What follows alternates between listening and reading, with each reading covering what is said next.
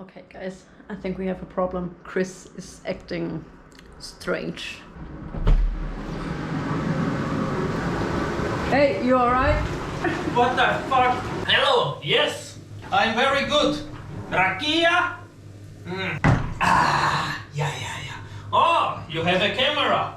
Very nice. Comrades, do you want to join us on a journey where we explore the wilderness of Bulgaria? Perfect. Come with me. Let's go. Oh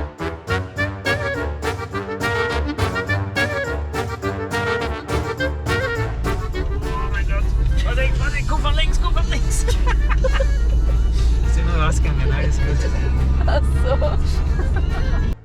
We are on the way to the western Rhodope Mountains, an area filled with valleys and caves, and our first stop was the Devil's Throat Cave. The Bulgarians like to name places after the devil. You will notice that during this episode.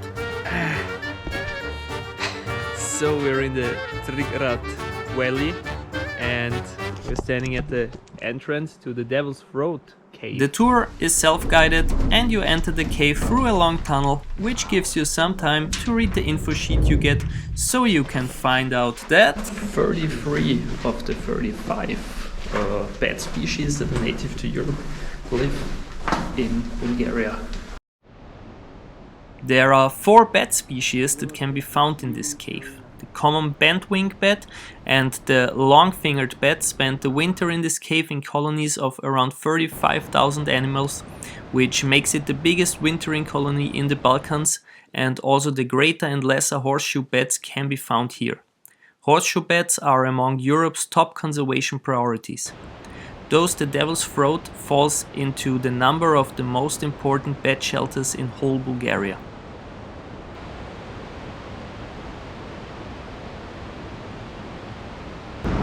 The sound that you hear is why the cave is called the Devil's Throat, because there is a huge waterfall around the corner, and because of this roaring sound it is named the Devil's Throat Cave.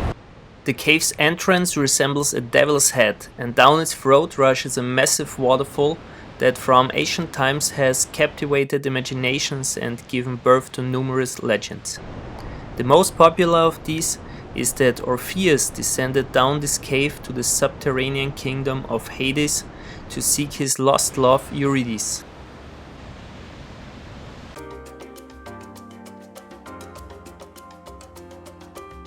Our next stop was a hiking path, which is one that you should not underestimate, especially when you have fear of heights.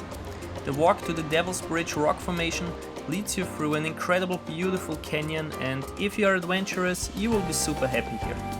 You start with steep climbs and descents following a small river, and soon you reach the stairs, ladders and bridges made out of the trees of the forest.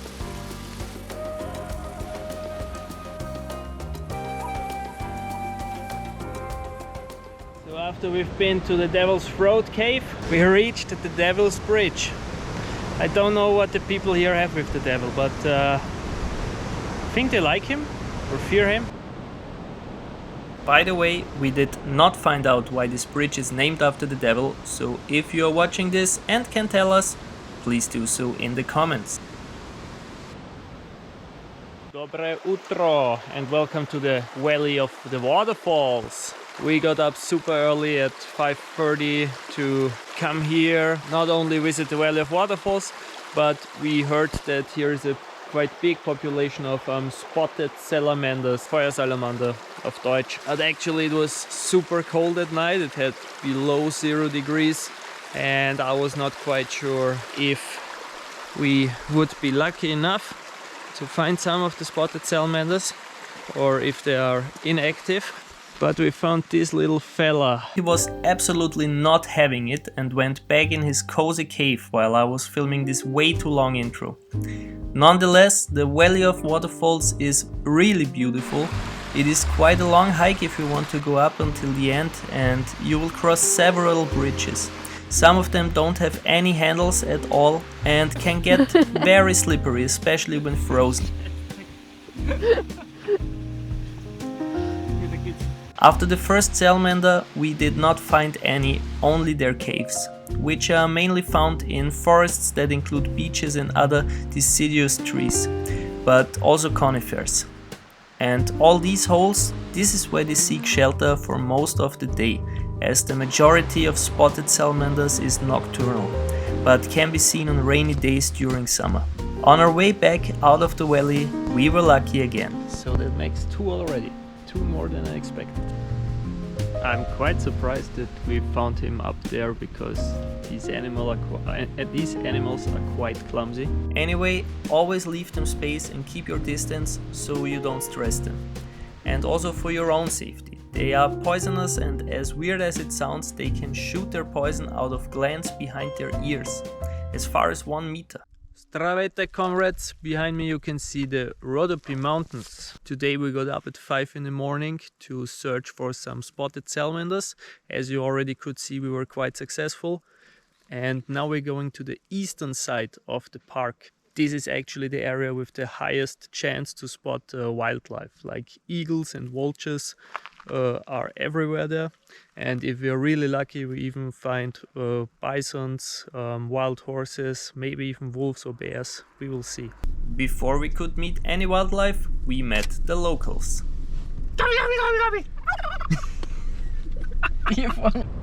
And also the traffic in the rural areas of Bulgaria changed a lot. Absolut. Schau dir dieses Arschlochviech an. Geh weg, bitte. Danke. Sehr freundlich. Dobre utro! We are going wildlife watching. As you can see, it's not the best weather, so actually no eagles or vultures today, I guess.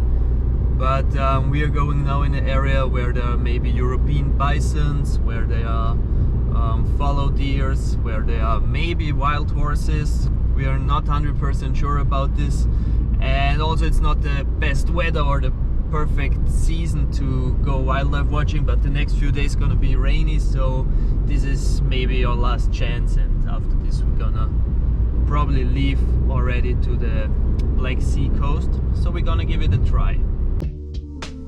We drove along an adventurous road and found colorful autumn flowers.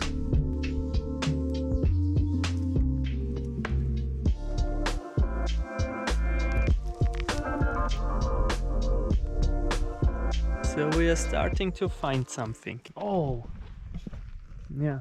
1, 2, 3, 4, 5. I think back there are 6 griffon vultures. I cannot get really good shots of the animals actually at the moment. My camera with which I usually film wildlife, I lost my charger, and it's an old camera, so it's quite tough to get a cable, especially when you're at the absolutely nowhere in Bulgaria.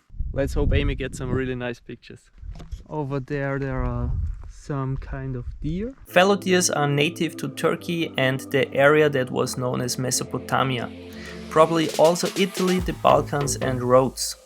Due to hunting reasons, they were brought into all other parts of Europe. You can identify them often by their white dots, which they lose in winter, and the males have these significant shoveled antlers. But back to the European bison. It is one of my favorite animals, because just the fact that it is still alive is an absolute crazy story. I will link you some interesting videos about it in the description. And long story short, we were looking for a group of only 20 animals and we did not find them after looking for them for hours and hours. And I think we even heard them but still could not locate them. Anyway, as I always say, we are in the wild and you need a good portion of luck to find wildlife. But let me tell you something about this project and why bison are here in the first place. Institutions like Rewilding Europe, or in this case Rewilding Rhodopes, not only protect but restore nature, bringing back species that were roaming all over Europe but were hunted to extinction in many areas. Taking out keystone species like large herbivores or scavengers are a huge loss for biodiversity and just a huge impact on so many other animal and plant species. Let me give you an example. Large herbivores like bisons are a reason for meadows to stay open and don't become woods over time. These meadows are important habitat for many other species of plants, birds or insects, which are also driven into extinction when losing these habitats. This is just one example on why we need biodiversity and need to restore and rewild areas. And hey, despite not finding the bison, we saw a huge colony of griffon vultures, which are nesting not far from here. From afar we saw a load of vultures. Here we have the problem of the missing zoom, but Amy got some really nice pictures again. And after analyzing the pics, we found out that we even saw a golden eagle, a great ending of an exciting day in the Rhodope Mountains.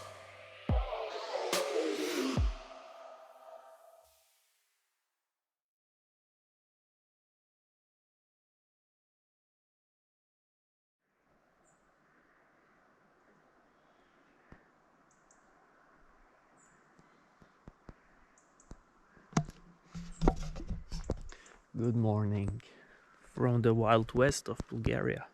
Actually, we're in the east.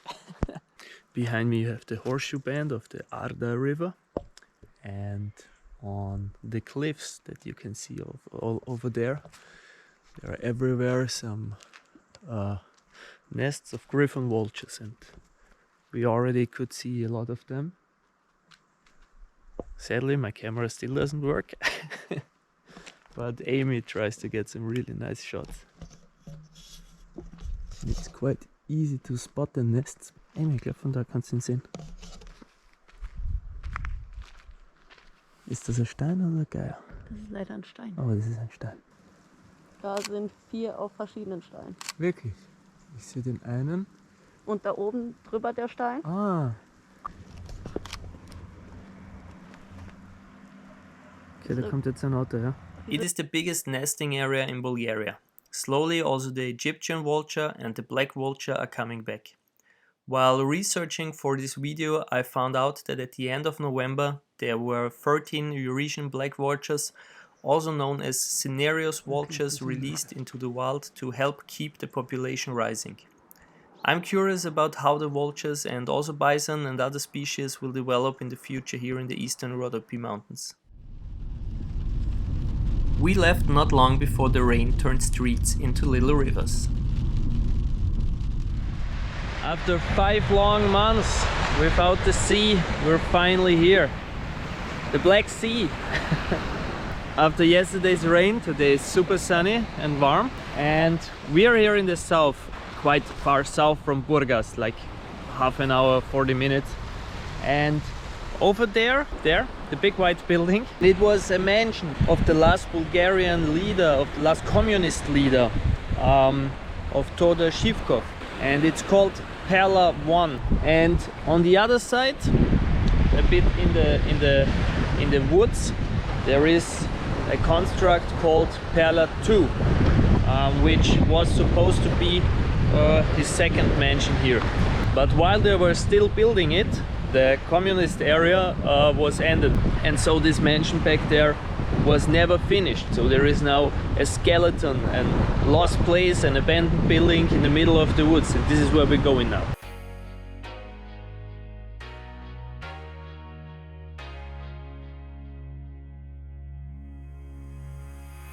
This building is massive. I couldn't find much information about this place. I only knew about the location, but not what it would have been used for exactly. I read about how it was supposed to be a mansion, but walking through some of the areas of the building, this looks like a hotel complex to me. Maybe the rooms with private bathrooms and small balconies should have been rooms for personnel? Some of the stairs look a bit adventurous, but are stable and lead you to all the different parts of the complex.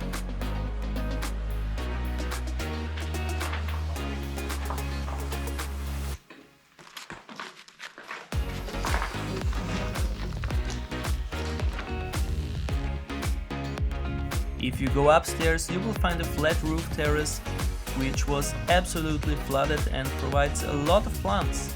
Even some trees found a place where they can grow.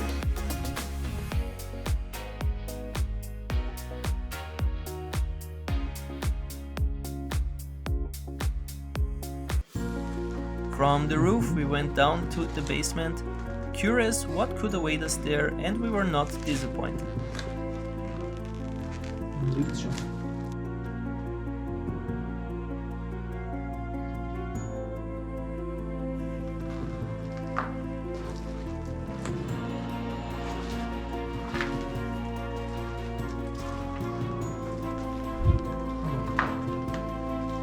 These look so spooky.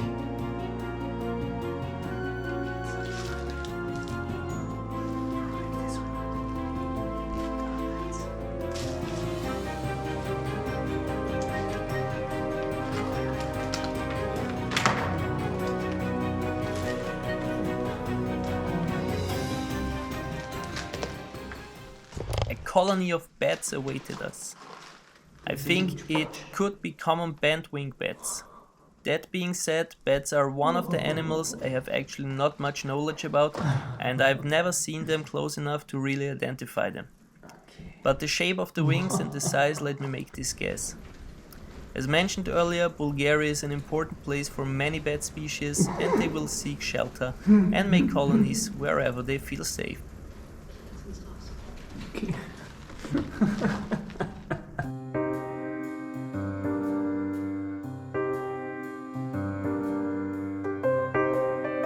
And with some more impressions of this obscure building, I say thank you for watching this episode, and if you liked it, tell me so by hitting the like button, write a comment, and make sure to subscribe to the channel.